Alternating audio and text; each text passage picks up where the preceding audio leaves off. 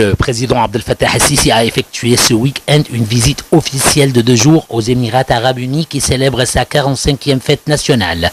Le chef de l'État a assisté à une parade militaire auquel ont participé les forces égyptiennes. Le président el-Sisi s'est rendu au mémorial où est enterré le fondateur des Émirats arabes unis et son ancien président, Sheikh Zayed Ben Sultan Al Nahyan. À l'issue de cette visite, le chef de l'État s'est entretenu avec Sheikh Mohammed Ben Zayed Al Nahyan, souverain d'Abu Dhabi et vice-chef suprême des forces armées des Émirats arabes unis, des relations bilatérales et des moyens de renforcer la coopération pour faire face aux défis actuels qui confrontent la région. Le porte-parole de la présidence, l'ambassadeur Ala Youssef, a déclaré que Cheikh Mohammed Ben Zayed avait aussi exprimé son appréciation à la participation du président Al-Sisi aux festivités de la fête nationale de son pays. Le chef de l'État a reçu à son résidence à Abu Dhabi son homologue malien Ibrahim Aboubakr Keïta. Selon M. Ala Youssef, le président Al-Sisi a mis l'accent sur la profondeur des relations historiques égypto-maliennes et la volonté de les renforcer. Pour sa part, le président malien a apprécié le rôle de l'Égypte pour soutenir son pays.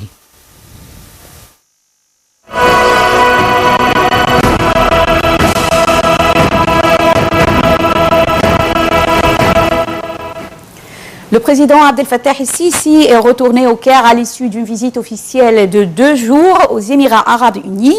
Cette visite intervient dans le cadre de la consultation continue de suivi et de coordination entre les 2 pays frères, ainsi que la participation du président el-Sisi aux activités de la Journée nationale des Émirats arabes unis. Et le président a rencontré lors de cette visite Sheikh Mohammed Ben Zayed Al Nahyan et a tenu plusieurs entretiens avec beaucoup de dirigeants émiratis sur les moyens de développer les relations bilatérales. Et nous avons avec nous aujourd'hui M. Hassan Khalil, maître assistant en finance, DGI, département de gestion et de commerce international, Université de Ain Shams. Bonsoir, M. Khalil. Bonsoir.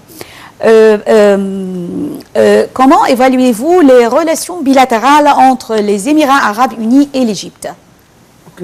Si on veut parler des relations entre les Émirats arabes et l'Égypte, on peut parler d'une manière économique et d'autre part d'une manière politique. Au niveau politique, il y a une bonne relation entre les 2 pays depuis la révolution de 2011, même en 2013. L'Émirat arabe a bien soutenu la situation politique de l'Égypte depuis 2013 et ça se voit bien après la visite de monsieur le président Abdel Fattah el-Sisi. Jusqu'à maintenant, le pays soutient bien la relation politique de l'Égypte, même après plusieurs fluctuations et même après plusieurs changements au niveau mondial et au niveau du Moyen-Orient. Quel est le rôle des Émirats arabes unis au développement de l'Égypte? Après la révolution en 2013, la situation de l'Émirat arabe était bien claire. On va soutenir l'Égypte, un investissement c'est un investissement de l'arabe ou de l'Émirat arabe avec 8 milliards de dollars pour l'investissement de l'infrastructure en Égypte et pour le transport, etc. Ça c'est clair, il soutient la situation politique et économique en Égypte. Ce sont 100 milliards ou bien 8 milliards? 8 milliards. 8 milliards. 8 milliards. 8 milliards. 8 milliards de dollars. Oui. Depuis 2013. Oui. Est-ce que le moment de cette visite, la célébration du 45e anniversaire des Émirats arabes unis, est-ce que ça représente un indice selon vous? Oui, c'est un bon indice. L'année précédente, pendant la même célébration, il n'y avait pas une présence égyptienne. C'est pour cela, ça c'est nouveau. Cette année, il y a une présence. Ça reflète une relation solide entre l'Égypte et l'Émirat arabe. Alors, la situation s'améliore et ça devient de plus en plus bien et elle s'améliore avec le temps entre les 2 pays. Cette situation est, si on la compare d'une manière politique par rapport à l'année précédente, il n'y avait pas une présence pendant la célébration, mais cette année, il y a une présence. Oui. Alors, c'est une preuve d'une bonne relation politique. Oui. Le président Abdel Fattah el-Sisi a également déposé une gerbe de fleurs sur le mémorial des soldats à l'oasis d'El Karam ou la dignité qui a été construit à Abu Dhabi pour commémorer le martyr des forces armées des Émirats Arabes Unis. Oui. Que reflète cela en sachant qu'il est le premier chef d'État étranger qui visite cette oasis? Ok. Si on veut parler de cette situation, on peut dire qu'il y a une sorte de confiance extraordinaire entre l'Égypte et les Émirats arabes du fait qu'il est le premier président qui a fait cet événement. C'est pour cela c'est une sorte de confiance extraordinaire entre les deux. Oui. Comment l'Égypte pourrait-elle profiter de l'expérience économique des Émirats arabes unis? Okay. Si on veut parler de la situation économique, oui. l'Émirat arabe, elle profite bien d'un PIB en croissance.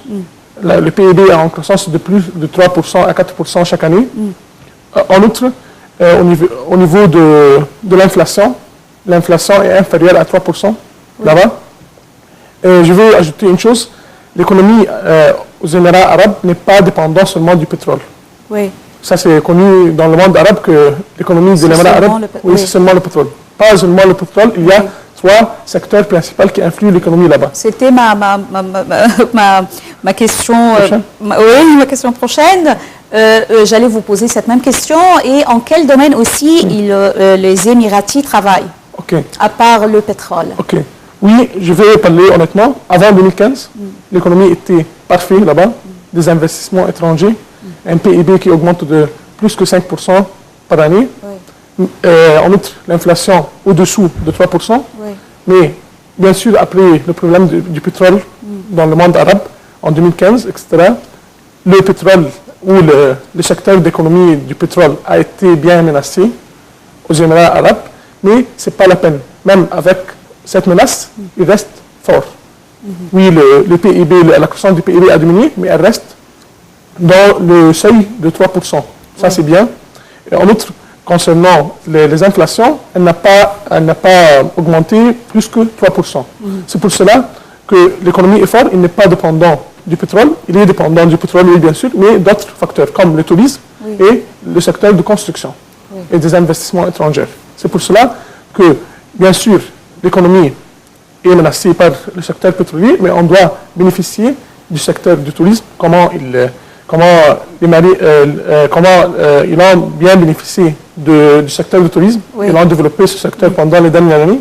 Et de même pour le secteur de construction. Oui, également.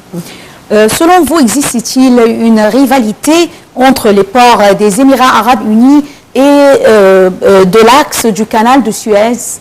Oui.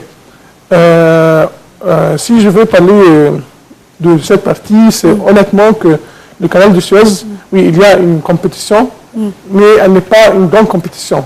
C'est-à-dire que le canal de Suez, il y a des agents ou des clients du canal de Suez qui sont permanents, comment le dire. Ils ne vont pas changer la trajectoire, mais bien sûr, il y a une compétition, mais une faible compétition.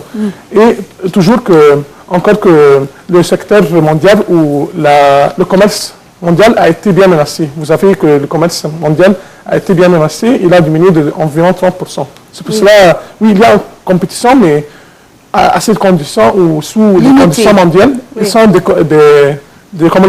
compétition, mais limitées. Limitées. Mais plus tard, prochainement, est-ce que la compétition pourrait s'élargir davantage entre les deux pays? Oui, s'il y a une compétition qui peut s'élargir au futur, je pense que les deux pays ont un bon raisonnement et ils ont une bonne relation politique. C'est pour cela que je ne pense pas d'une manière politique qu'elle va avoir des inconvénients sur la relation entre les deux pays. Qui seront deux pays rivaux. Oui, bien sûr. Mais ils doivent se compléter ensemble. Il y a de l'histoire qui protège ça. L'histoire entre les deux pays protège cette partie. Oui. Comment les Émirats arabes unis pourront-ils contribuer aux projets nationaux égyptiens? Ok. Comme je vous dis, les 8 milliards de dollars, ça c'est un bon indicateur qui dit que les Émirats arabes ont l'intention de bien investir en Égypte, de donner un bon signe de crédit, etc. Alors ils ont l'intention que l'Égypte va monter bien et va rembourser cette somme, même si on ne va pas rembourser cette somme comme un crédit ou un prêt, mais on doit gagner cette somme et bien investir dans les secteurs de l'infrastructure, du transport. Vous savez qu'il y a maintenant dans le secteur du transport des véhicules extra qui portent le nom de l'Émirat arabe. Oui. C'est pour cela qu'il y a des investissements. Ils ont confiance dans l'économie égyptienne à long terme. Quel était le rôle joué par l'Égypte pour la renaissance des Émirats arabes unis? Oui, ça c'est pour cela qu'il y a une bonne relation. Si on veut parler de la relation depuis 1971, monsieur l'investisseur Mohamed El Fayed était le premier investisseur égyptien qui a construit les ports maritimes à l'Émirat arabe. Okay? Il a gagné toute son argent, sa richesse de cet investissement aux Émirats arabes. Il a signé des contrats avec M. Rachid à l'époque pour gagner 20% du revenu du pétrole. C'est lui qui a joué l'intermédiaire entre les entreprises qui fournissent le pétrole ou qui va faire retirer le pétrole des Émirats arabes et l'Émirat arabe. C'est celui qui a joué le rôle d'intermédiaire entre les entreprises de pétrole et l'Émirat arabe à cette époque, en 1971. C'est pour cela que c'était un Égyptien, c'est pour cela qu'il a confiance en Égypte. Et il a gagné 20% du revenu du pétrole à cette époque des Émirats arabes. C'est pour cela c'est un bon indicateur qui dit que toujours la relation entre l'Émirat arabe et l'Égypte reste constante. Est-ce que vous voyez que les Émirats arabes unis peuvent jouer le rôle de médiateur entre l'Égypte et l'Arabie saoudite, notamment à cause des désaccords survenus récemment? Oui. Moi, je pense que oui, elle peut jouer ce rôle à cause, il y a un bon indicateur qui dit ça, que pendant le sommet arabe, l'Émirat arabe a été retiré comme l'Arabie saoudite et le Maroc, mais en même temps, elle accepte l'avis de l'Égypte de rester dans le sommet arabe. Oui. C'est pour cela qu'elle peut jouer un rôle intermédiaire. C'était le sommet arabo-africain il y a une semaine, n'est-ce pas? Il y a une semaine. Oui. Elle avait un avis comme l'Arabie saoudite, et de même, elle gagne ses relations avec l'Égypte. C'est pour cela qu'elle est intermédiaire. Elle n'est pas ni avec l'Arabie saoudite, ni avec l'Égypte dans ce point de vue. Comment évaluez-vous le niveau de coopération économique entre les deux pays? Niveau de coopération économique. Moi, je vais parler honnêtement, ou de point de vue personnel. Oui, l'Égypte bénéficie bien d'une relation et des investissements qui, même, sont supérieurs à 8 milliards de dollars, sont beaucoup supérieurs. Mais c'est bien, oui, bien sûr, c'est bien, mais on doit être dépendant. Et bien sûr, les Émirats arabes, ils sont indépendants, oui, il y a des productions là-bas extra, mais ils ont un risque. Le risque, c'est les investissements étrangers. Tous les investissements, ou la plupart des investissements là-bas, sont des investissements étrangers. Oui. Alors ça, c'est bien, oui, mais on doit être dépendant. On doit être dépendant, c'est-à-dire qu'au futur ou pendant les 5 années prochaines, on doit profiter, bien sûr, du prix de l'FMI, des investissements de l'Émirat, mais du point de vue d'indépendance, c'est-à-dire de fabriquer, de faire des productions lourdes, etc., et d'être dépendant. Mais elle reste constante et l'économie de l'Émirat arabe reste constante, même après la fluctuation du prix du pétrole pendant 2015 et 2016. Oui.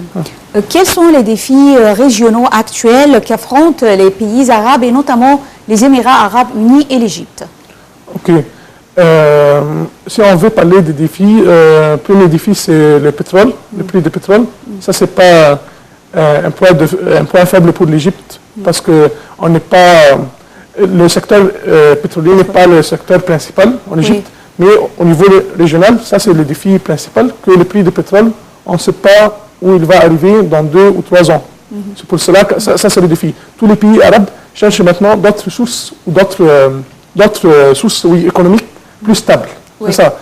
L'Égypte peut profiter bien de ce point de vue. Oui, elle peut profiter parce qu'on est sur un système de dévaluation de la monnaie. La monnaie est faible. Alors si on peut gagner cette partie, si on peut produire, alors la production va être compétente parce que le prix de la livre égyptienne est faible contre les autres monnaies. Alors on peut faire des exportations, comme l'exemple de la Chine, etc. Oui. comment pouvons-nous surmonter ces crises ou bien ces défis Mondiaux? Oh oui, mondiaux. Ok. Comme je vous dis, tout d'abord, c'est la production. Oui. Oui. On peut, par exemple, en 1991, on a eu un prix de l'FMI. On a consommé ce prix au niveau des produits consommables, de nourriture, etc. Ça, c'est bien sûr, mais l'idéal ou la situation parfaite, c'est d'investir dans des usines. Et ça, c'est prévu avec les nouvelles lois de l'investissement, etc. Ça, c'est prévu de faciliter la production, faciliter l'ouverture des usines pour avoir surmonté cette crise et être indépendant des autres. Voyez-vous que les derniers accords conclus concernant l'OPEP, avec ces derniers accords, voyez-vous que l'Iran peut gagner davantage et les pays arabes comme l'Arabie saoudite ou les Émirats arabes unis, ils vont perdre devant l'Iran ou bien ils sont satisfaits comme ça avec ces derniers accords? Oui, si on veut parler de cette situation, l'Arabie saoudite doit, selon moi, mon point de vue, doit chercher d'autres accords. Oui, elles ne sont pas totalement satisfaits. Ils doivent chercher d'autres accords avec d'autres pays et ils doivent regarder comment ils peuvent stabiliser le prix du pétrole. Parce que le prix du pétrole pour l'Arabie saoudite, c'est différent par rapport aux autres pays. Oui. Ça, c'est la source principale de l'économie. Oui. On peut pas changer toujours les prix. C'est-à-dire signer d'autres accords et c'est prévu le prix du pétrole parce que l'économie de l'Arabie saoudite est très dépendante du prix du pétrole. Ou bien trouver d'autres sources, mais moi je trouve que pour l'Arabie saoudite c'est très difficile de trouver maintenant une autre source. Oui, oui. Comment voyez-vous l'économie égyptienne actuellement et au futur aussi? Ok. Moi personnellement je suis avec la dévaluation, mais au niveau macroéconomique, pas microéconomique, au niveau microéconomique, je vois que la dévaluation est un peu dure pour les consommateurs, mais le gouvernement peut prendre des décisions pour faciliter ça, comme les prix fixes des produits essentiels, comme la nourriture, etc. Mais au niveau macroéconomique et à long terme, je vois que la situation économique peut s'améliorer, mais à des conditions. La première condition, c'est d'utiliser le prix de l'FMI et l'argent en dollars en des investissements de production, pas des investissements pour les produits alimentaires, etc. Oui. C'est de produire, ouvrir de nouvelles usines. Et finalement, avec la dévaluation, faire des exportations. Et ça sera plus compétitif parce que la livre égyptienne est faible contre le dollar, contre l'euro, etc. Ça, c'est un avantage. Et la Chine a bien profité de cette situation. C'est pour ça, comme vous me dites, oui, la situation maintenant, elle est un peu faible, mais après 5 ans, à long terme, si on va profiter bien de la production et des exportations, la situation va s'améliorer beaucoup. Est-ce que vous trouvez qu'il y a d'autres mesures que le gouvernement pourrait prendre pour la réforme économique égyptienne? Oui. Qui n'a pas encore pris? Oui. La fixation des prix principaux de l'alimentation et du transport. C'est-à-dire, par exemple, les microbus, etc., les moyens de transport doivent avoir un prix fixe. Mais ce sont des secteurs privés. Oui, ça c'est un secteur privé. Vous parlez du secteur privé. Secteur privé et public. Oui, mais pas tous les produits, seulement les produits essentiels. La nourriture, on doit savoir toujours, contrôler la marge bénéficiaire des producteurs. Parce que le producteur, je vois que le producteur, il aime beaucoup la situation actuelle. Il aime beaucoup la dévaluation et eux, ils contrôlent leur marge bénéficiaire. Alors on doit rédiger des lois et pas seulement rédiger des lois, exécuter les lois. Oui. Exécuter les lois pour limiter les marges bénéficiaires des producteurs et fixer les prix pour la tranche pauvre en Égypte. C'est ça, c'est protéger la tranche pauvre en Égypte. Ça, c'est les conditions ou les décisions que le gouvernement peut prendre pour améliorer la situation. Quelle autre décision pourrait-il prendre?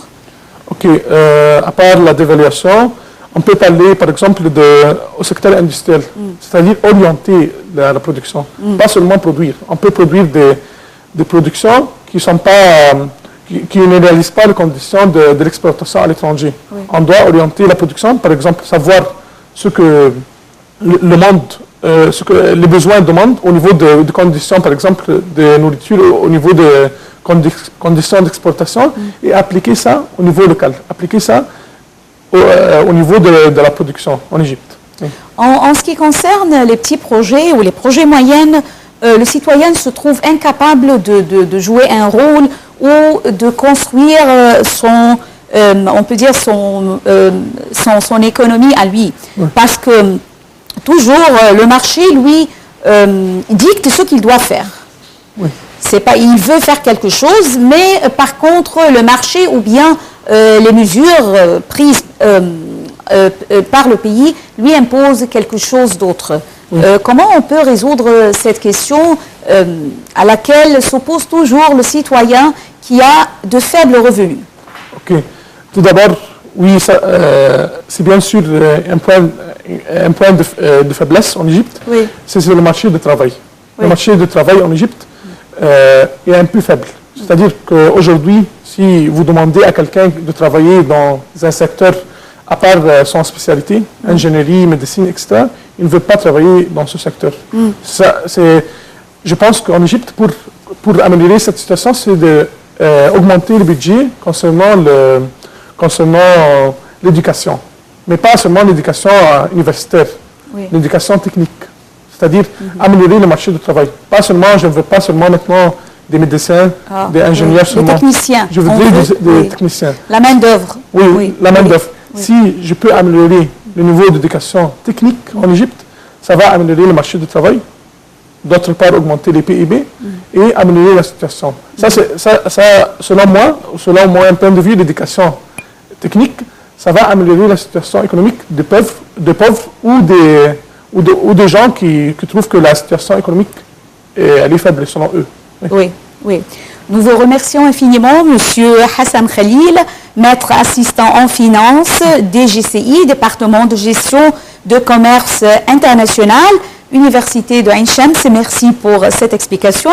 Et chers téléspectateurs, bonne soirée à vous tous. Nous parvenons au terme de cette édition de questions égyptiennes. Et rendez-vous la semaine prochaine, mais avec une autre question égyptienne. Merci, au revoir. Merci. Merci à vous.